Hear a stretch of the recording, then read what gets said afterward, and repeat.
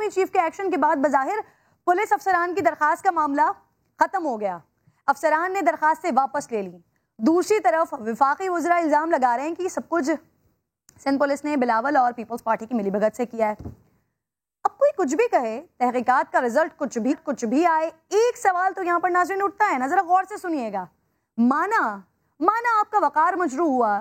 دل دکھے، لیکن کیا پولیس بھی رخصت کے نام پر ہڑتال کا ماحول بنا سکتی ہے؟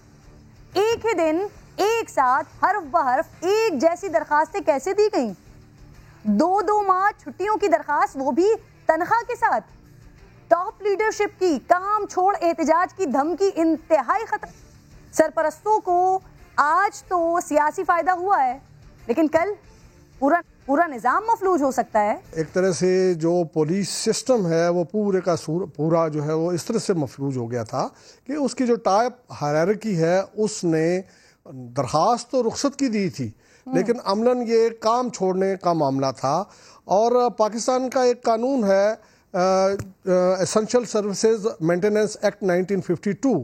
جس کو بعد میں 1958 میں ویسٹ پاکستان کے قانون کی بھی ایک شکل دی گئی، اور پھر جب 1 یونٹ ٹوٹ گیا تو صوبوں نے الگ الگ اسی قانون کو اپنایا ہے۔ اس میں بہت واضح ہے کہ یہ اس کو ایک جرم قرار دیا گیا ہے۔ اس کا جو سیکشن 5(1)(b) ہے، اس میں کہا کہ وداؤٹ اینی ریزنیبل ریزن، اگر کوئی شخص جو ہے کسی معقول وجہ کے بغیر اپنا کام چھوڑ دیتا ہے، اپنے کام سے اپنا ہاتھ روک لیتا ہے، تو اس اسینشل سروس میں وہ اگر شامل ہے تو یہ اس طرح سے وہ ایک طرح سے جرم کا ارتکاب کرتا ہے۔ اب میں یہ تو نہیں کہہ رہا ہوں کہ یہ انہوں نے ہڑتال کی دھمکی دی، یقینی طور پہ انہوں نے اس کو چھٹی ہی کا رنگ دیا، لیکن اسی سیکشن میں جو ہے وہ یہ ہے کہ اگر اجتماعیت سے کچھ لوگوں کے ساتھ مل کے آپ اس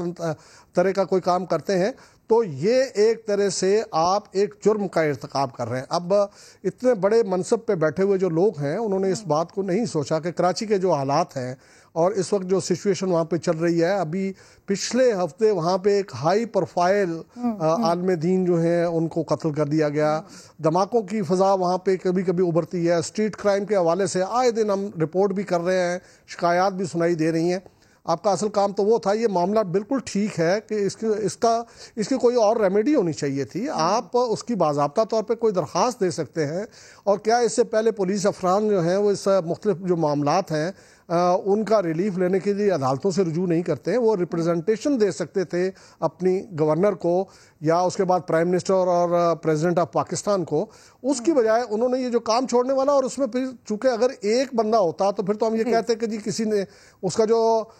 جذبات مجروح ہوئے ہیں اس پہ اس نے غصے کا اظہار کیا ہے۔ جب اس کو ایک کمپین کی شکل دے دی گئی تو ایسے لگ رہا تھا جیسے کوئی ٹریڈ یونین ہے۔ ٹریڈ یونین تو نہیں ہے، آپ ایک اسینشل فورس کے ایک لازمی جو ملازمت ہے اس کا حصہ ہے، اور you can not behave like this کہ جس طرح سے کوئی آپ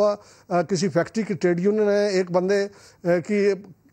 کے ساتھ کچھ ہوا ہے تو باقی اس کا ساتھ دینے کے لیے چل پڑے۔ جرم کا ارتکاب جو آپ ایکٹ بتا رہے ہیں، وہ ایکٹ ایک بار پھر ذرا ریپیٹ کیجئے گا، کون سا ایکٹ آپ بتا رہے ہیں جس کے ذریعے یہ ثابت ہوتا ہے یہ جرم کا ارتکاب ہوتا ہے؟ سر جی میں یہ بتا رہا ہوں، یہ ہے the Pakistan essential services maintenance act 1952، جس کو بعد میں صوبوں نے 1958 میں اڈاپٹ کیا ہے، اور اس وقت اگر سندھ کی بات کی جائے تو اسی نام سے وہ سندھ کا ایکٹ کہلاتا ہے۔ اس کا یہ سیکشن 5 ہے جس کی 1(b) کو میں آپ کو پڑھ کے سنا رہا تھا، اور اس کے اینڈ میں وہ جو 3-4 ڈیفرنٹ کنڈیشنز ہیں اس میں سے ریلیونٹ میں نے آپ کو پڑھ کے سنائی، اور اس کے اینڈ پہ جو لکھا ہوا ہے وہ یہ ہی از گلٹی آف offense، اور اس offense کی سزا بھی اس میں دی ہوئی ہے، 1 سال قید ہے اور اس کے ساتھ ساتھ جرمانہ ہے۔ اور میں سمجھتا ہوں کہ اس کے بعد پھر وہ سروس کے اوپر بھی برقرار نہیں رہتا۔ لیکن ایک بات اس میں کرن ہے، وہ اسی قانون کے اندر دیا ہوا ہے،